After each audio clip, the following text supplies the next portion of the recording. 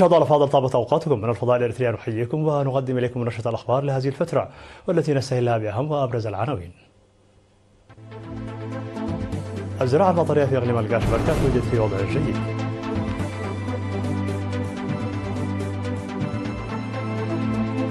دعوة للمحافظة على الموروثات الثقافية.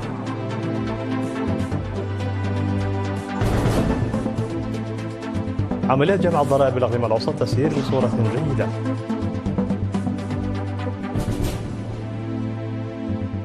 المفوضية الأوروبية تعلن تعليقا مشروطا لدعمها لإسرائيل.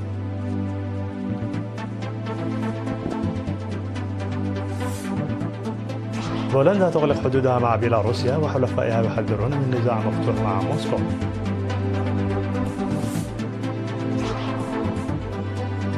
استراليا تستثمر 1.1 مليار دولار لبناء اسطول من الغواصات المسيرة.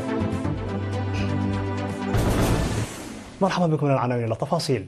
أفاد مكتب وزارة الزراعة في إقليم القاشبركة بأن الزراعة المطرية في الإقليم توجد في حالة جيدة.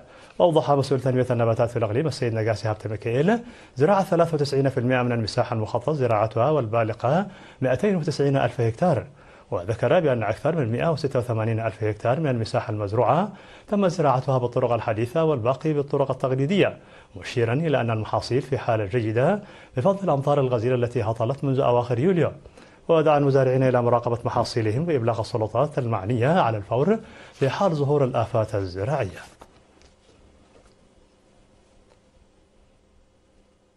تم التذكير بضرورة الحفاظ على الثقافات والطقوس والعادات التقليدية التي تشكل جزءا من التراث الثقافي للبلاد ونقلها من جيل إلى آخر. جاء ذلك خلال مبادرة لعكس جزء من احتفالات عيد القديس يوحنا في شوارع مدينة كرن يوم أمس 9 من سبتمبر. وذكر مسؤول فرع الثقافة بإقليم عنسبة الأستاذ هابتي مريم محاري في كلمته أن الثقافة هي تعبير لهوية وكرامة المجتمع، مضيفا أنه من المهم تهيئة الظروف للحفاظ على الألعاب التقليدية والعادات والتقاليد المرتبطة بالمناسبات الاجتماعية والدينية المختلفة. وأعرب عن أمله في أن تعكس المبادرة التي اتخذها الأفراد المهتمون ثقافة وتقاليد عيد القديس يوحنا، بحيث يساهم ذلك في الحفاظ على التراث الثقافي. وأشار سكان مدينة كرن لأن المبادرة ذاتها سيكون لها دور في تحقيق الأهداف المتعلقة بالحفاظ على التراث الثقافي وتذكير الآباء للمساهمة في توريث القيم والثقافات الاجتماعية لأبنائهم. أفاد مسؤول وحدة الإيرادات الضريبية التابعة لإدارة الإقليم الأوسط السيد هابتي عبيو لوكالة الأنباء الإريترية رينا أن الوحدة قامت بجمع الضرائب ل 66% من عملائها. وأوضح أن الوحدة تمكنت من جمع الضرائب من عملائها بالتنسيق مع شركاء مثل مكتب الإيرادات وهيئة المواصلات البرية ووزارة التجارة ومؤسسة البحر الأحمر التجارية وهيئة الكهرباء وقسم التنمية المعمارية وفرع القانون والرقابة وفرع السياحة بالإقليم الأوسط. وبناء على ذلك أصبح معظم العملاء خالين من الديون المعلقة من عام 2022 وحتى عام 2024، في حين أن بقية دافع الضرائب في طور الإصلاح حسب ما ذكر السيد هابتي. وأعرب العملاء عن رضاهم من الخدمات التي يقدمها المكتب، خاصة الأمور المتعلقة بالمعاملات الورقية.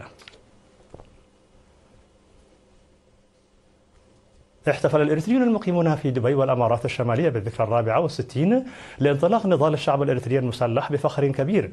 وقال مسؤول الشؤون العامة والمجتمعية في دولة الأمارات العربية المتحدة السيد تسفو قبرة سائع في كلمته خلال حفل إحياء الذكرى الذي أقيم في دبي يوم 6 من سبتمبر أن تجربة النضال الثوري للشعب الإريتريي تشكل مثالا عمليا لحق تغيير المصير للشعوب الأخرى.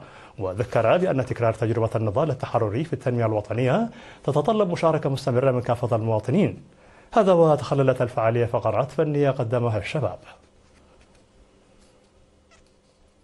نظم مكتب التعليم في الإقليم الأوسط دورة تدريبية في الفترة من 27 من أغسطس وحتى 9 من سبتمبر ل 262 معلما في المرحلة الثانوية حول مادة الرياضيات. يأتي هذا التدريب استمرارا للتدريبات الصيفية السنوية التي تهدف إلى تحسين الأداء من خلال تحديد أسباب ضعف أداء الطلبة في مادة الرياضيات. وأوضح مسؤول التعليم في الإقليم الأوسط الأستاذ بلاي هابتي قابر أن نتائج الطلاب في الفصول الدراسية مرضية، إلا أنه تمت ملاحظة الضعف أثناء الامتحانات. من جانبهم أعرب المتدربون عن امتنانهم بالفرصة التي أتيحت لهم، موصين بإعداد منهج الرياضيات بطريقة سهلة وتعزيز التنمية الشاملة للموارد البشرية. مشاهدينا الفاضل، كانت هذه الأخبار الداخلية. فاصل قصير ونوافيكم بالأخبار العالمية.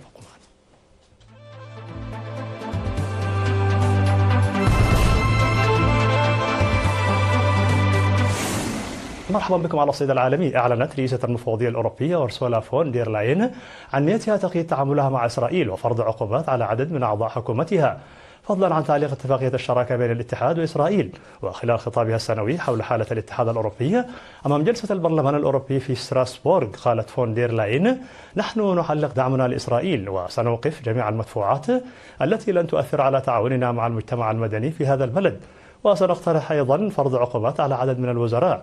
وشددت على أن الاتحاد الأوروبي لا يستطيع أن يظل مشلولا حيال الأزمة الإنسانية المستمرة في القطاع الفلسطيني الممزق بالحرب، مضيفة: ما يحدث في غزة هز ضمير العالم، أشخاص يقتلون أثناء طلبهم الطعام، أمهات يحملن أطفالا بلا حياة.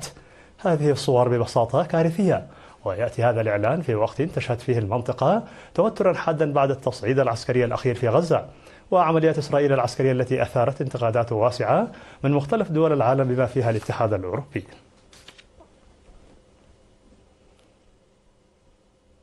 أغلقت بولندا حدودها مع بيلاروسيا قبيل انطلاق مناورات عسكرية روسية بيلاروسية مشتركة، محذرة مع حلفائها من نزاع مفتوح مع روسيا بسبب خرق مجالها الجوي، لكن موسكو نفت ذلك، متهمة وارسو بالمبالغة وطالبتها بتقديم دليل على ادعاءاتها. وتنطلق الجمعة مناورات عسكرية كبرى مشتركة بين روسيا وبيلاروسيا أطلق عليها اسم زاباد 2025، تستمر 6 أيام بمشاركة إجمالي 30,000 جندي، الأمر الذي دفع بولندا إلى إغلاق حدودها.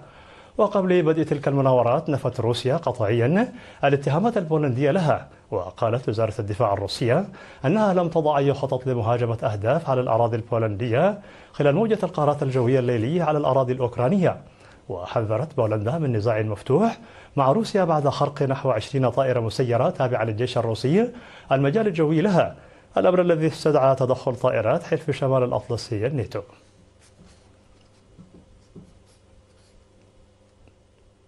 أعلنت الحكومة الأسترالية أنها ستستثمر 1.1 مليار دولار أمريكي لتشييد أسطول جديد من الغواصات المسيرة الهجومية، في خطوة تعكس تصاعد المخاوف الأمنية في المنطقة. وقال وزير الدفاع الأسترالي ريتشارد مارلز للصحفيين أن هذه الغواصات ستكون قادرة على تنفيذ مهام في مجالات الاستخبارات والمراقبة والاستطلاع والهجوم، مؤكدا أنها ستعزز القدرات البحرية للبلاد في مواجهة ما وصفه بالوضع الأكثر تعقيدا وتحديدا منذ نهاية الحرب العالمية الثانية. وأوضح مارلز أن الطليعة من هذه الغواصات الذاتية الحركة ستدخل الخدمة في يناير المقبل، على أن يتم بناء عشرات الوحدات ووضعها تحت تصرف البحرية الأسترالية. هذا وقد حصل شركة أندوريل أستراليا على عقد بقيمة 1.7 مليار دولار أسترالي لتولي مهام التصنيع والصيانة والتطوير، وسبقها أن استثمرت الحكومة 140 مليون دولار في المشروع منذ إطلاقه عام 2022.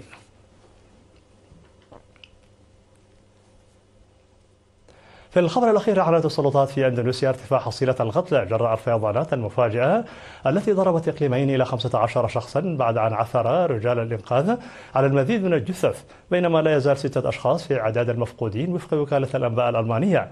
وتسببت الأمطار الموسمية في حدوث فيضانات وانهيارات أرضية في إقليم نوسا تنجار الشرقي وجزيرة بالي.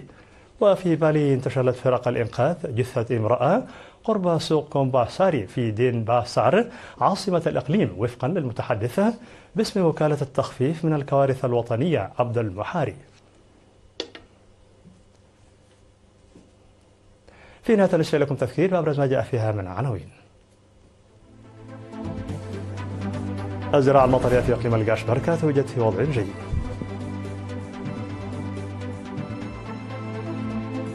دعوة للمحافظة على الموروثات الثقافية.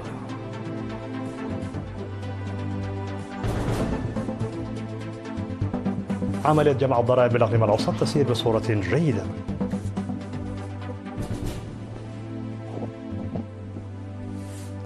المفوضية الأوروبية تعلن تعليقا مشروطا لدعمها لإسرائيل.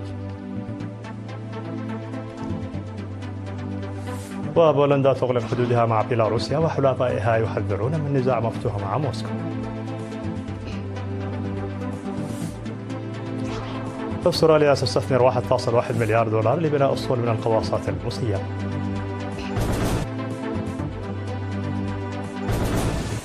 مشاهدينا الفاضل، بهذا نكون قد وصلنا بكم إلى نهاية النشرة. دمتم بألف خير وكل عام وأنتم بخير.